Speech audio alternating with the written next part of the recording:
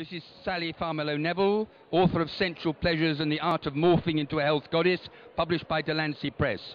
Sally, tell us about the book and when it was written.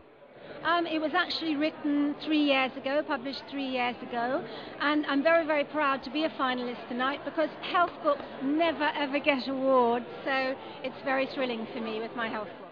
And you're also an accomplished actress, I know. I'm an actress as well, and I have won awards for acting. I haven't won an award tonight, but I'm very pleased that my stablemate, Brett Allegri Wood, also from Delancey Press, won. Excellent. And are you writing anything else at the moment? Well, I'm struggling with my autobiography because I've had such an interesting life. I've got 5 chapters in and I'm still writing. And will that be published by Delancey, hopefully? Of course it will be published by Delancey. It's just me who's got to complete it. Excellent. Thank you very much indeed. Thank you. This is Philip King, author of Bluey Meets Father Christmas, published by the Jolly Publishing Company. Philip, tell me about the book and how you started to write it. Oh, well, the book's going back many years. I happened to be sitting in the car waiting for my son to get changed after a football match. A little droplet of water ran down the windscreen, looked a slightly different colour, almost blue. And I just started to wonder where that water droplet had been before. And suddenly, by that evening, I'd written the first story, which is called Bluey the Little Drip. This is the second publication, which is Bluey Meets Father Christmas. And in this one, they become snowflakes and icicles, and it's just a trend. And was your first book published? Yeah, the first book was published.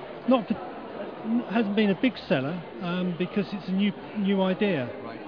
I have identified 88 bolt-on ideas that people could license, sort of swimming costumes, water bottles, etc., all with water themes. So. And you've given up your full-time job, I believe, to concentrate on writing, is that right? Yes, I have, and it's the best decision I made. Excellent. And what's in the pipeline coming up? The 88 other ideas? Well, I've written 4 further stories in the Bluey series, and I'm looking at now getting those published. And I've also written another story about a wizard, but it's for younger children. And hopefully that's going to be coming out latter part of next year. And will that be published by the Jolly Publishing Company? Oh, yes. Excellent. Thank you very much indeed, Philip. Cheers. Bye-bye. This is Kevin Lawley, author of Making Britain Literate, published by Imprimatur Publishers. Kevin, tell me about the book. Okay, the book looks at areas of difficulties that many learners face in developing their literacy and language skills. And looks at a range of ideas, methods and resources for resolving those difficulties. I make a link between the spoken grammar and written grammar. That's one of the main focuses of the book. It's interesting that Beryl Bainbridge, there was an interview played shortly after she died, and she was talking about how important it would be to bring back elocution into schools. I mentioned about that in my book as well. And who is it aimed at, your book?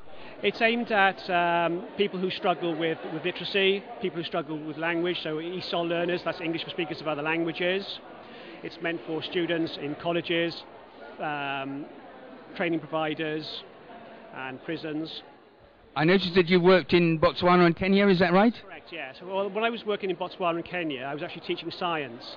But by the back of my mind, I was thinking, well, yes, to be able to learn science, you need some numeracy. You also need an element of literacy as well, to be able to read the questions, to be able to write. So I started developing my ideas, and also in terms of language teaching as well. I developed my ideas starting when I was in Botswana and Kenya.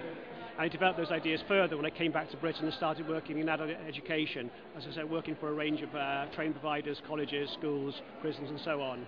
And Imprimatur Publishing are based where?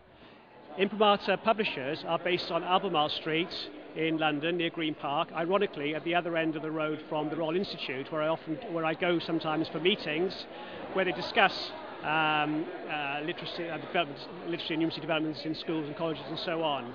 And if I can, I'd just like to thank Ian Burns, who's the chairman of the Imprimatur Publishers, who's been very supportive in developing my books, both this one and my other book, Making Britain Numerate. Thank you very much indeed, Kevin. Thank you. I've got Brian Landers here, author of Empire Apart, published by Picnic Publishing Limited.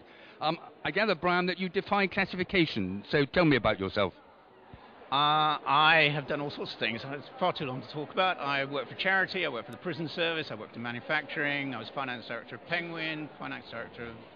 So tell me when you've got time to write this, and tell me a bit more about the title. Well, the book, it's about American and Russian history, comparing the American and Russian empires, and the similarities between the two. The first English settlers crossed the Atlantic and the first Russian settlers crossed the Urals at the same time, and then went conquering to the Pacific and on to Afghanistan and other parts of the world, and it's about that.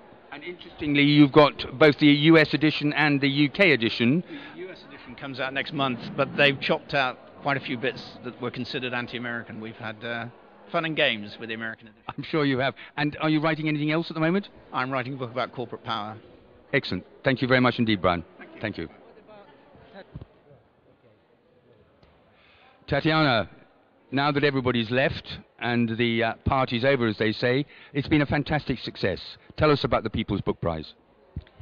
But the party is not over, because the People's Book Prize starts today again and every day, because this is the X factor of books. So let the public vote, let the publishers submit their new titles, let the wonderful libraries get the collections. So people may have gone, but everybody will benefit out of the People's Book Prize.